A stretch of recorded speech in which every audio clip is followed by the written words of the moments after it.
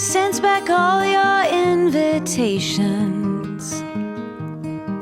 And your father to your sister, he explains that you're tired of yourself and all of your creations.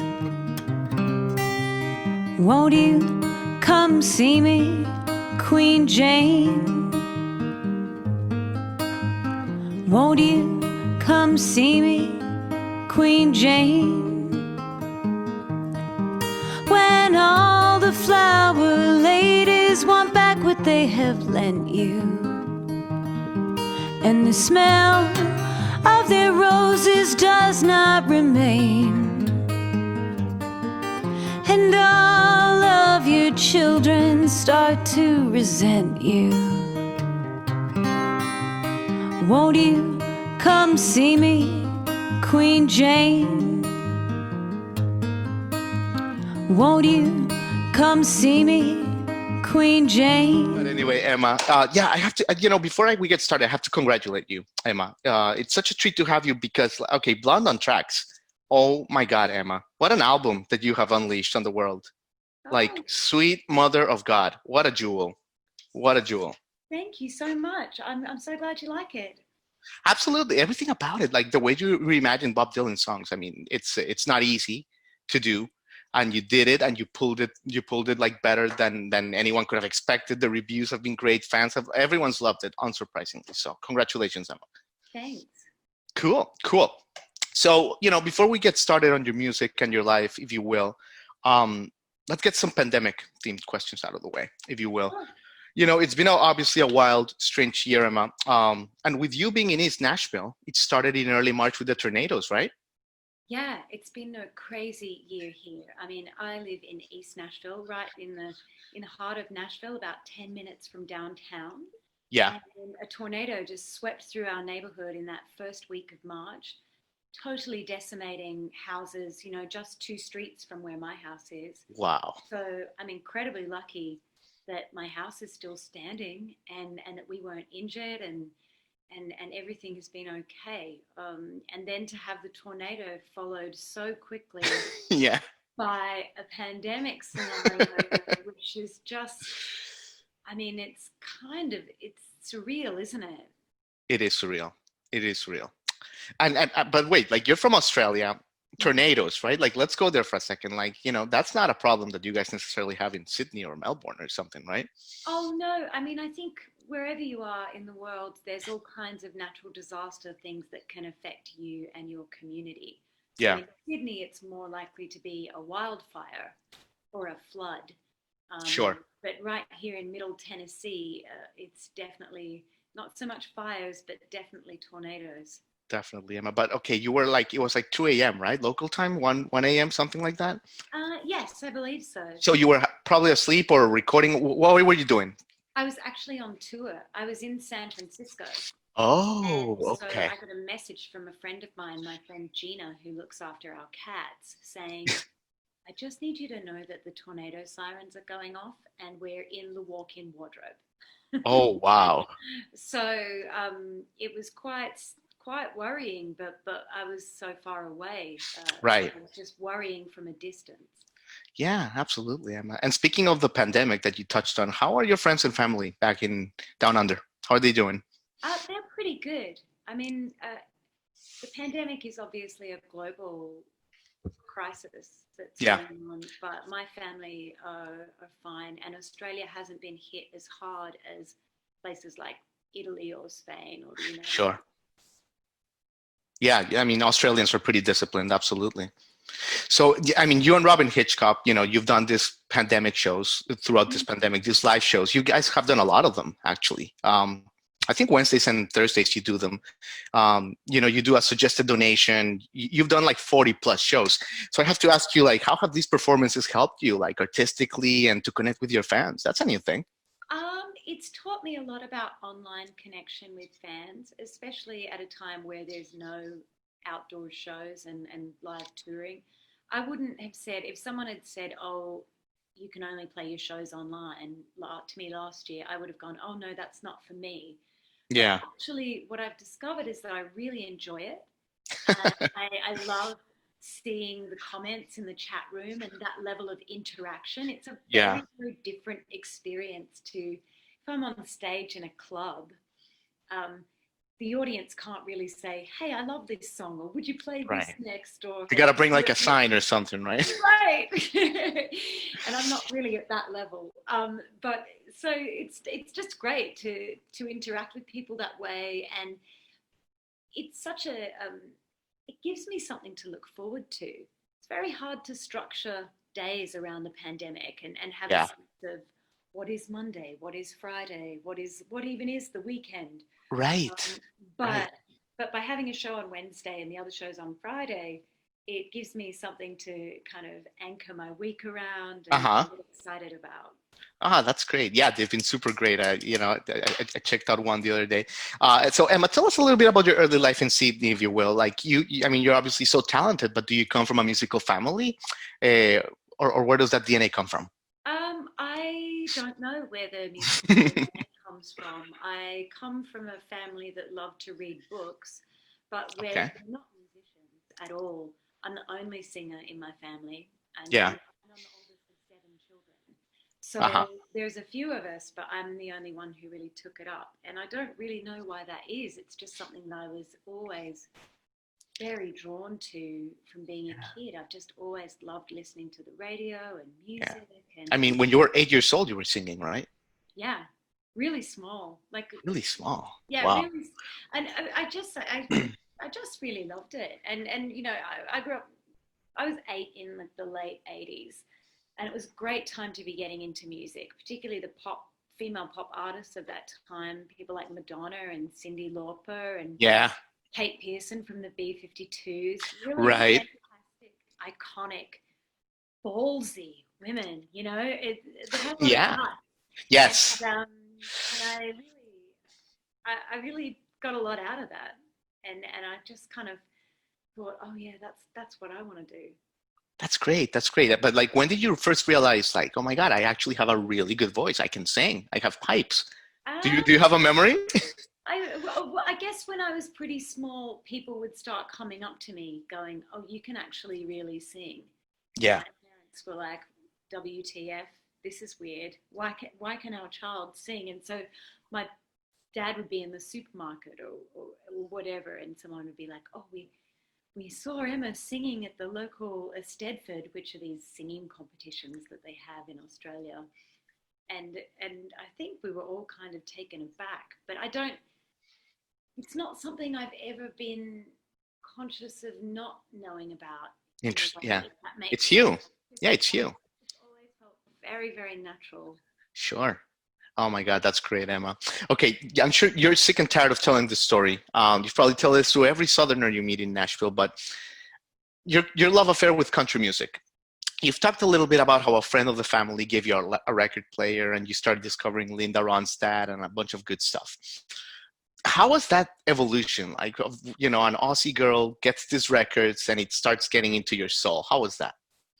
Well, I guess I always had a romantic draw to Los Angeles in the 70s, particular. Yeah, yeah. Eagles, all that good stuff, right? Yeah, Yeah, yeah. people making records like Linda Ronstadt and Joni Mitchell, Mm-hmm. Crosby, Stills, Nash, and Young. I'm very into that sound, I know. and then once I had listened to all those records and kind of given myself an education on the Laurel Canyon world, Yeah.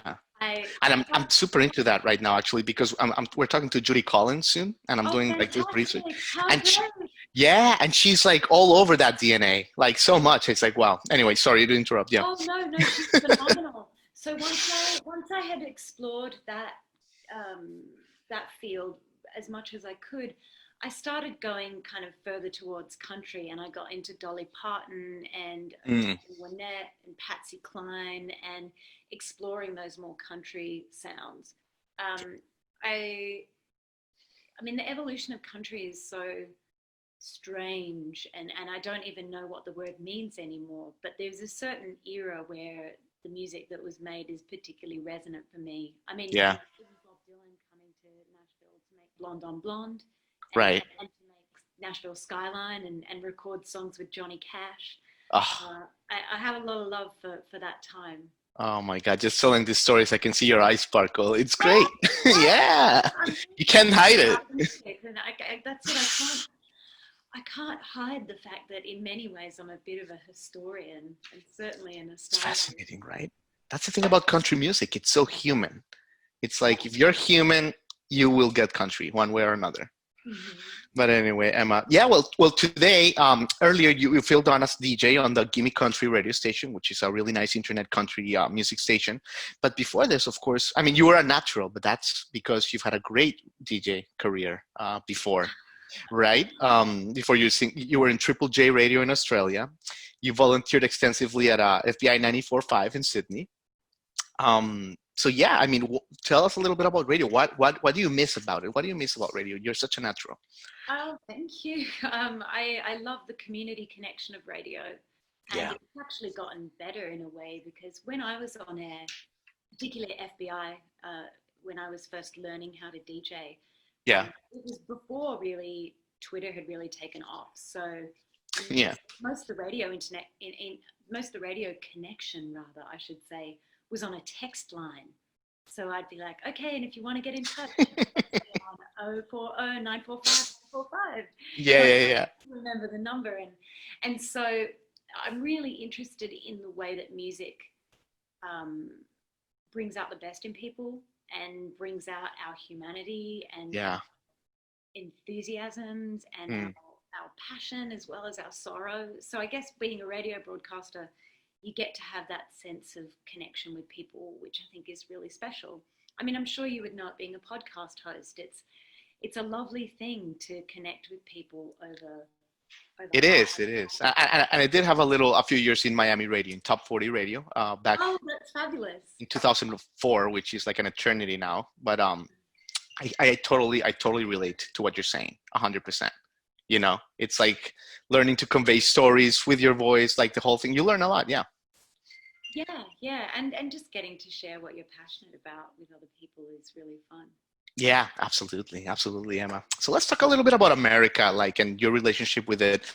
What was your impression when you first came in 2011 in that infamous vacation that you went to San Francisco, you went to Nashville, what was your impression of Nashville, right? Because you're Wow, this first time. incredible amount of research. I'm very impressed. No, no, Emma, no.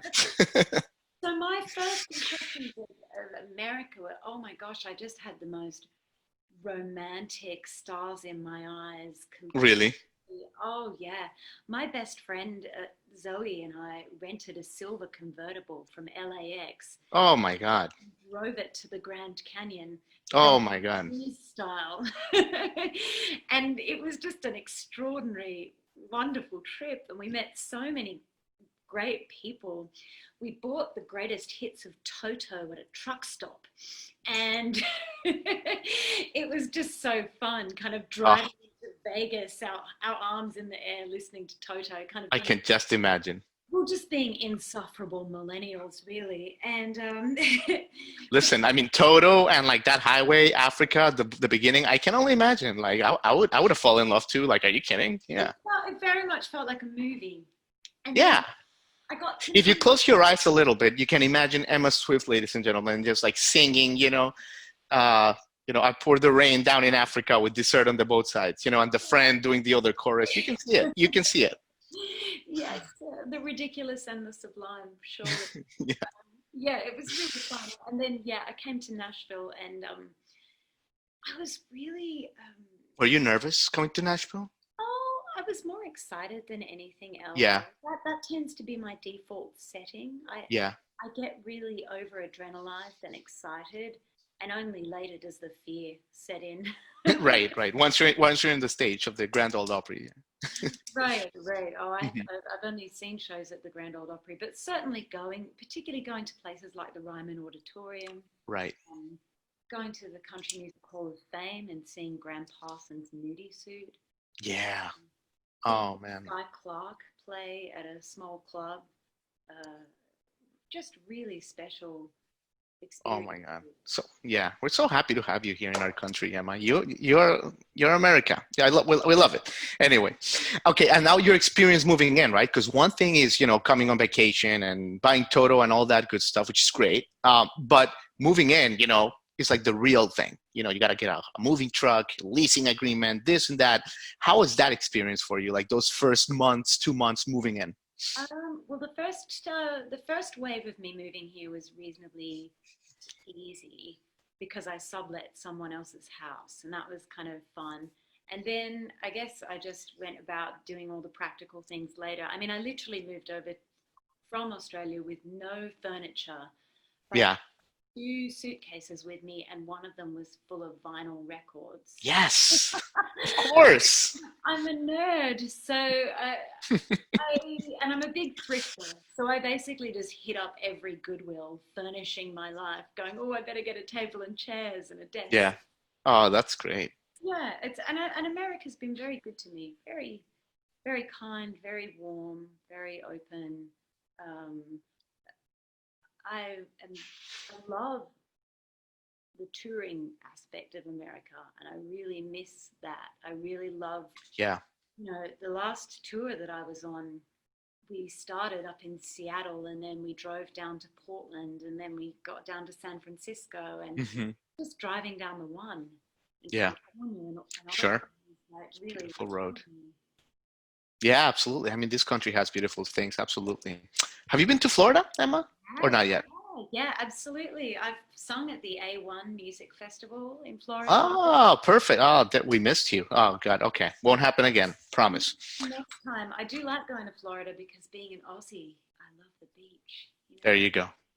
Of course, Bondi Beach, right? Yeah, Bondi Beach, and there's just so many. Great. I know. Well, I gotta tell you, I mean, we love Australia here.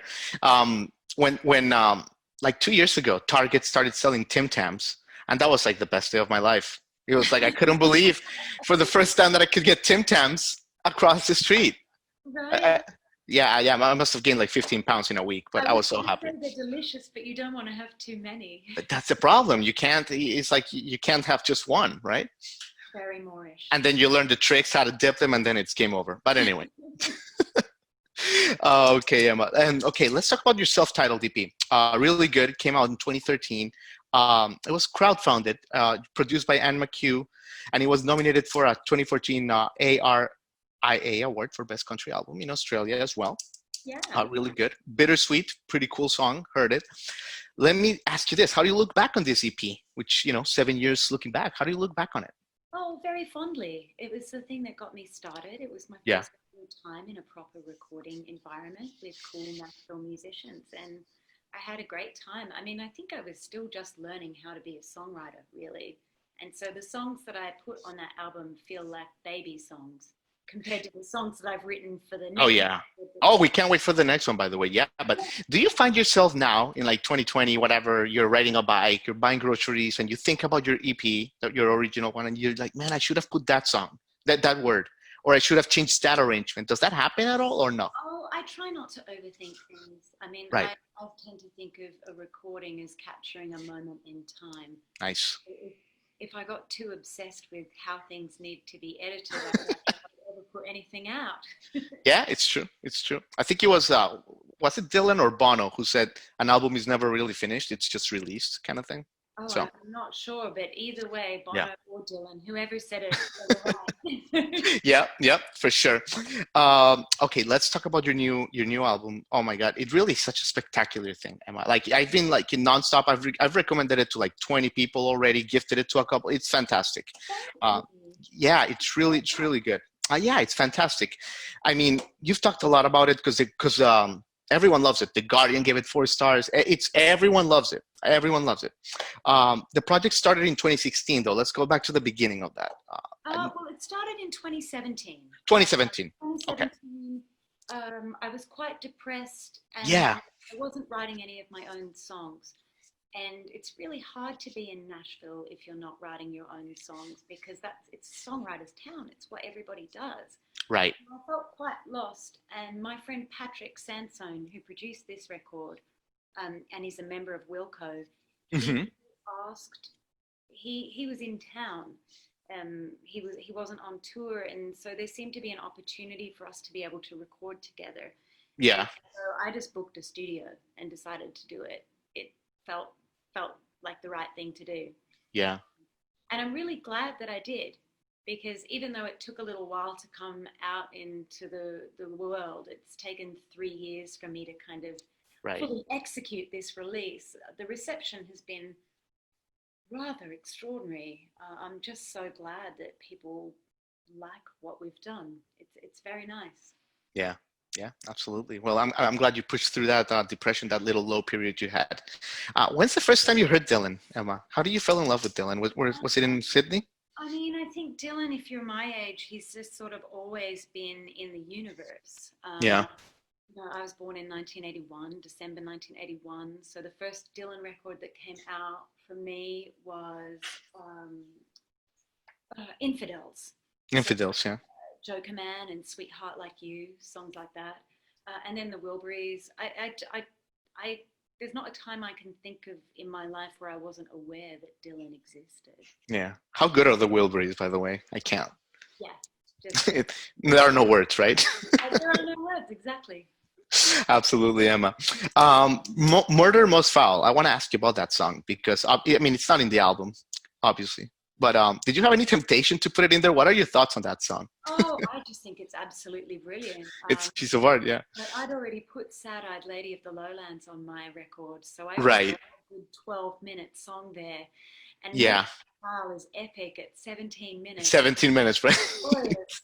So I didn't want to do that, and then released I Contain Multitudes, and that seemed to be more of an appropriate fit. Yeah. Oh, it came out beautiful, by the way. I think that's the second one, right? In the I Contain Multitudes, the second one. The second one. Yeah, yeah. When you first heard it, I think Dylan put it out in May or April, something like that.